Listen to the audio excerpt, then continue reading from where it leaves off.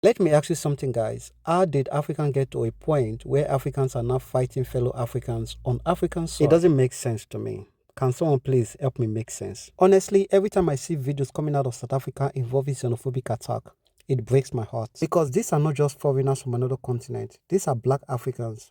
People from Nigeria, Zimbabwe, Ghana, Somalia, Malawi.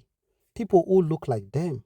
People whose ancestors suffered the same struggle. Yet today, many are being attacked, threatened, chased from businesses, and blamed for problems they did not create. Now, to understand this issue properly, we need to go back little in history.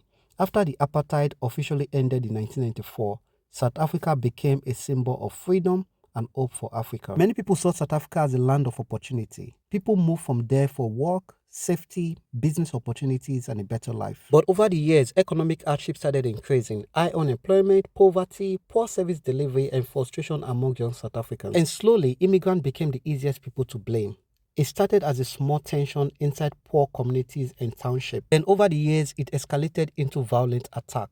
2008, 2009, 2010. And even now, between 2021 till today, we are still seeing incidents happening. Groups like Operation Dudula emerged, claiming they want foreigners removed from communities and businesses. And honestly, social media made things worse. False information spread quickly. Foreign nationals are accused of taking jobs, increasing crime, or overwhelming the public services. But the truth is much more complicated than that. Many migrants in South Africa are hardworking people trying to survive. Some own small businesses, some are professionals, some are students, some are simply trying to feed their families. Yet, they constantly live with fear and uncertainty. Now, let's be honest, the South African government has condemned many of these attacks publicly. Police have intervened in several cases, arrests have been made. In some years, even the army was deployed to stop the violence. But many Africans still believe the response has not been strong enough. And recently, countries like Nigeria and Ghana have also raised concern about the safety of their citizens living there. But beyond politics, there is a deeper issue. Why are Africans becoming enemies of themselves? That is the real question. In fact, now that won't pay me pass. Black to black, waiting black do black. Because when Nelson Mandela fought apartheid, it was not just for South Africa alone. Many African countries supported South Africa during those difficult years. Nigeria especially contributed financially and politically to anti-apartheid struggle. That is why many Africans feel emotional seeing these attacks today. Because this is not the Africa our leaders dreamed about. Africa cannot rise if Africa keep destroying each other.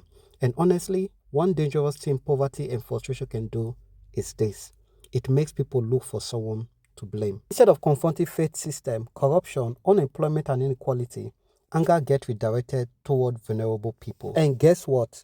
This is what is happening around the world today, not just South Africa. Direct your anger to the government and not the foreigners, because if the system fails, it's because your government failed. This is as simple as ABC, common sense. My prayer is that Africa learns unity before it is too late. Because if Africa cannot stand together, the continent will keep struggling. At the end of the day, no ordinary Africa is the real enemy of another ordinary African. Most people are simply trying to survive. And maybe if we showed more empathy, understanding, and unity, Africa would become stronger for everybody. The watchman have spoken.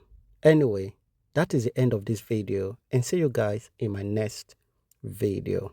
Bye.